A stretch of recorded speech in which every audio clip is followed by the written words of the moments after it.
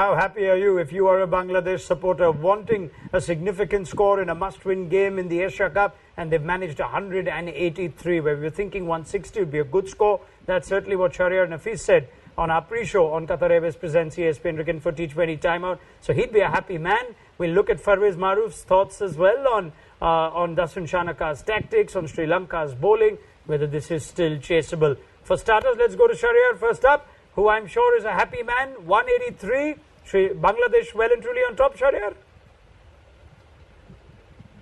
Half job done. It was a brilliant start by the openers. Ideal start in a T20 match where you want your openers to go there, express themselves, get some boundaries.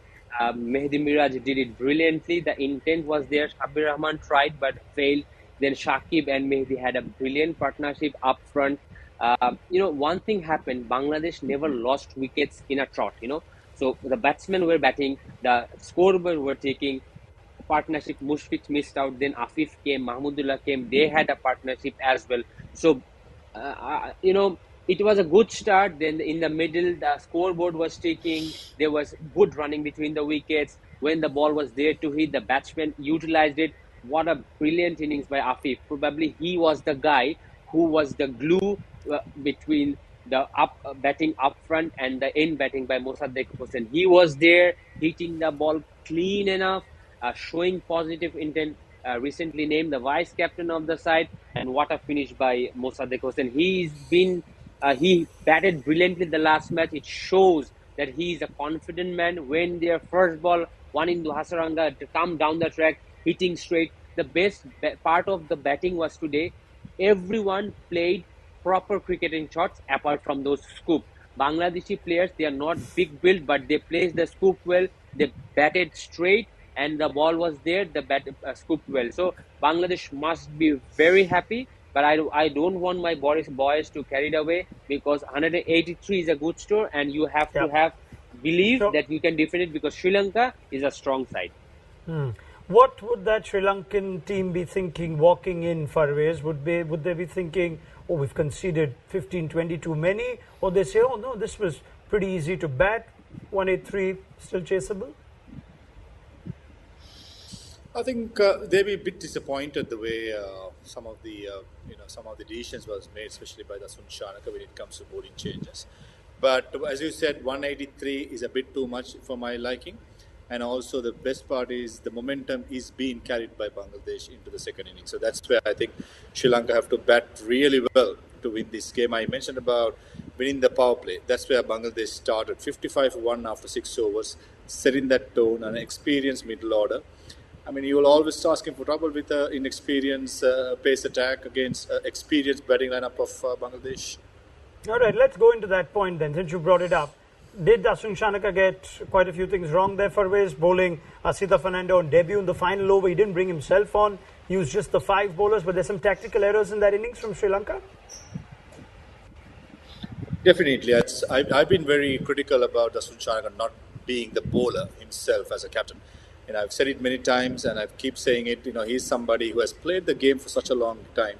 And he has definitely got the attributes to be a decent bowler who could bowl his 4 overs, or else at least 2 overs. And you're asking a lot from a debutant to bowl the death overs against experienced batting lineup, I should say. So overall, I think he did get his tactics somewhat wrong, but also saying that when you have your number one bowler, Wanindu Hasaranga, going for plenty, that's also not an easy mark on the captain as well.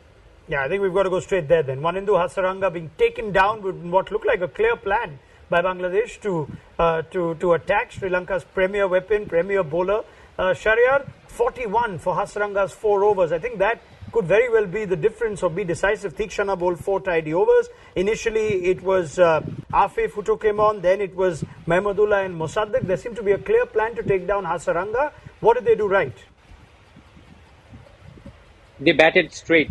They played proper cricketing shots. The 2 wickets he got. Mehdi Miraj playing across. Mahmudullah Riyad tentatively sweeping one. Other than that, everyone batted straight. Afif kept himself very steady. He picked the googlies and the leg spinners. you stand the ground, wait for the ball, and try to hit proper cricketing shots. And that is one thing. And number two, Bangladeshi batsmen were batting against other bowlers pretty well. So that confidence they brought when they were facing Wanindu Hasaranga. Hasaranga tried, he bowled the googlies and the floater ones, but he was picked. And Bangladeshi batsmen today, they were confident. They were standing ground, standing still. They had faith on themselves. And if they can continue in every match, every now and then, we are going to see Bangladeshi batsmen doing this kind of stuff. Because the talent is there, the confidence was lacking, but Bangladesh batters batted with brilliance and confidence today. Farwez, did Hasaranga bowl badly? What explains Thikshana going at nearly half the runs that Wanindu Hasaranga did? I think he bowled decently, and full credit should go to the Bangladeshi batsman, as Shahriar said, the way the batsman handled Wanindu Hasaranga. Also, I felt Wanindu Hasaranga was trying to take wickets. I mean, that's where I think Mahesh Thikshana was bowling to bowl dot balls, and he was more happy to have 4 overs of 25 and probably 1 wicket, and he would have been happy. But with Wanindu Hasaranga, some of the sixes been scored against him were flighted deliveries. So that suggests to me that he was trying to take wickets, flighting the ball. So I think that's where Bangladesh players did really well. And it's one of those days where Wanindu Hasaranga was taken for plenty. Most of the time when he's on song, somebody can run through a batting lineup. But today, it went the Bangladesh way. All right. Batters already out there. We're going to save our appreciation for Afif Hussain and the rest of the Bangladeshi batters that performed for our post-match show, perhaps. But let me just get a quick comment on the surface. Farwez, does it look like a good surface? We've seen teams struggle to get a tempo going. It looked like Bangladesh found the boundary more often than not. So are conditions better, you think? Something the Sri Lankan batters can think about when they go for this chase? Definitely, I think the ball will skid on much better to the bat with the it's the evening and the underlights fully. And also tactically, I would like to see a left-hander coming as an opening batsman, especially with Shakib Al Hasan taking the new ball. And you have 3 off spinners in 2 Mehendis and Mosaddek Hassan in the middle. And you have Danish Gunatilaka, Charita Salanka and Banu Rajapaksa at 3, 4, 5. So that may be tactically Sri Lanka had to get it right as well, not to have 3 right arm off spinners to bowl against 3 left-handers. Unfortunately, Farwez, even as you make that point, it is the same pair that played in the first game. So Nissanka and Kusal Mendes have walked out. So they're going with the 2 right-handers, which leaves them with 3 lefties to come. So we'll see if that is a tactical call that does come to hurt Sri Lanka later on. Shahriar, prediction, is this going to be an easy win for Bangladesh? Is it going to be a close game? It will not be easy, but Bangladesh needs to be disciplined, bowl in the right areas, take their catches. If they can do it, might end up an easy win, but at this moment, I think Sri Lanka will fight hard because it's a fighting team. Yeah, there's a lot to play for as well. So it should make for a fascinating 20 overs. And we'll pick up the conversation with Shahriar Nafees and Farwez Maroof at the end of it all to know which team has joined Afghanistan from this group in the Super Fours. Do join us then on Qatar Airways Presents ESPN Cricket for T20 Timeout.